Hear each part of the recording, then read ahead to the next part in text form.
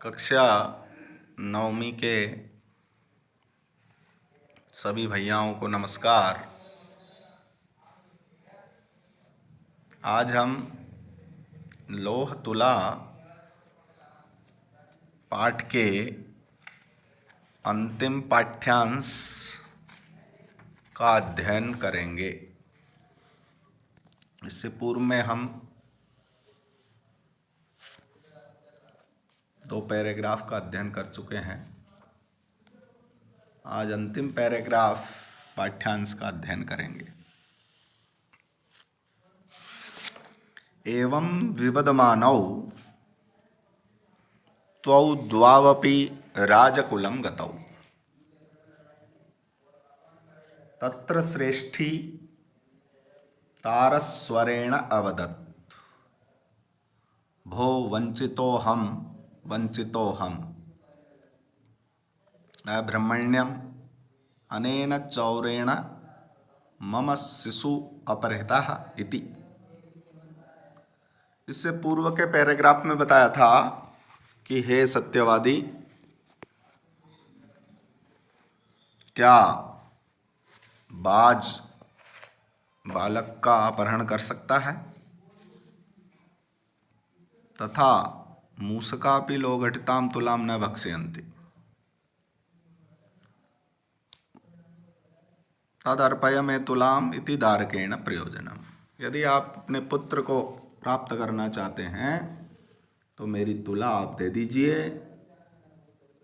ऐसा ऊपर के पैराग्राफ में बताया था। अगला पैराग्राफ प्रारंभ होता है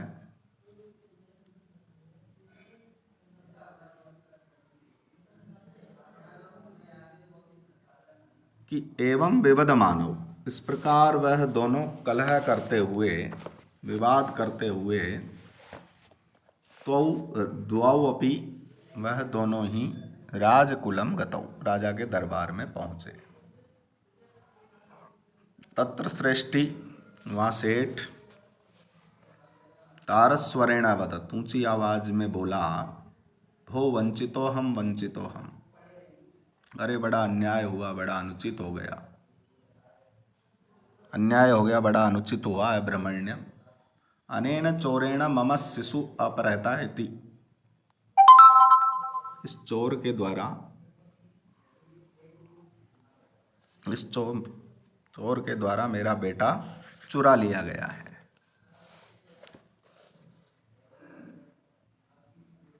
अथ धर्माधिकारिणः तम अवदत्, इसके बाद न्यायाधिकारी लोग उससे बोले, तम अवदन, अरे भो समर्प्यताम श्रेष्ठी सुतः, अरे सेठ का बेटा दे दो।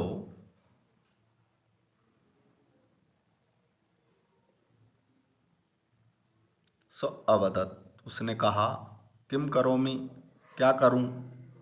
पश्यतो में, मेरे देखते देखते, नदी तटात् सेनेन शिशु अपहृतः, बाज के द्वारा नदी के किनारे से ले जाया गया, अर्थात मेरे देखते देखते बाज उसे नदी के किनारे से ले गया, ऐसा उसने कहा। उसे सुनकर तच्छ्रुत्वा ते अवदन्, उसे सुनकर वे बोले, अरे भो भवताम सत्यम न अभिहितम, अरे आपने सही नहीं कहा है, सत्य नहीं कहा है। किम सेनः शिशुम हर्तुम समर्थो भवति, क्या बाज बालक का हरण करने में समर्थ है? स अवदत्, वह जीर्णधन बोला, भो श्रूयताम मदवचः, अरे अरे मेरी बात सुनो, मदवचः श्रूयताम, मेरी बात सुनो, कि तुलाम लोह सहस्रस्य यत्र खादन्ति मूषकाः राजन तत्र हरेच्छेनो बालकम नात्र संशयः। अरे मेरी बात सुनो, यदि 1000 तोले की 1000 तोला लोहे की बनी हुई तराजू को खादंती मूसका, जहाँ चूहे खा जाते हैं, राजन तत्र हरेत छेनो बालकम नात्र संशय। तो हे राजन, वहाँ बाज बच्चे को ले जाए तो इसमें कोई संदेह नहीं है।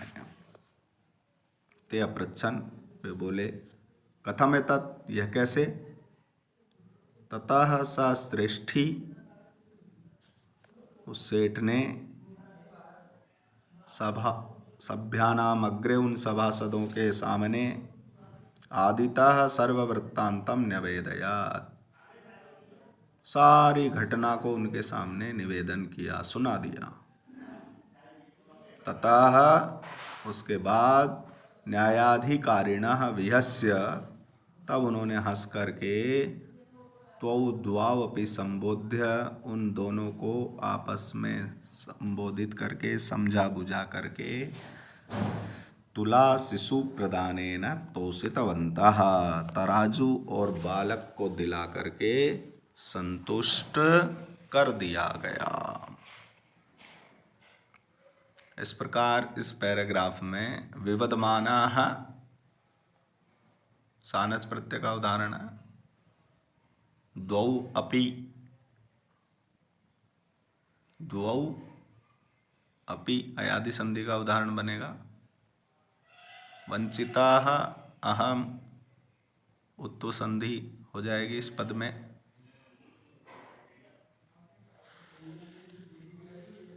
अनेन चोरेण मम शिशु अप्रतः, धर्म प्लस अधिकारिणः, धर्माधिकारिणः, दीर्घ संधि का उदाहरण हो जाएगा। दीर्घ संधि का उदाहरण बनेगा इसमें, धर्माधिकारिणः तम अवदन, अवदन में वद धातु का प्रयोग किया गया है।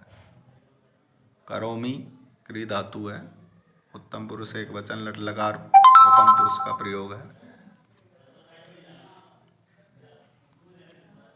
नी अवदत् यण संधि का उदाहरण है। न्यायाधिकारिणः है, न्यायाधिकारिणः दीर्घ संधि का उदाहरण है। भवति भू धातु का प्रयोग किया है, लट लकार प्रथम पुरुष एक वचन है। इस तरह से व्याकरणात्मक प्रश्न इसके बनेंगे।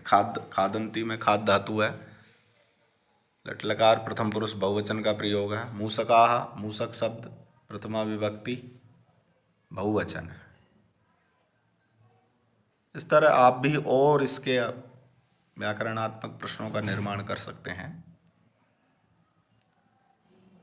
इस पैराग्राफ का भी हिंदी अर्थ गृह कार्य में करें।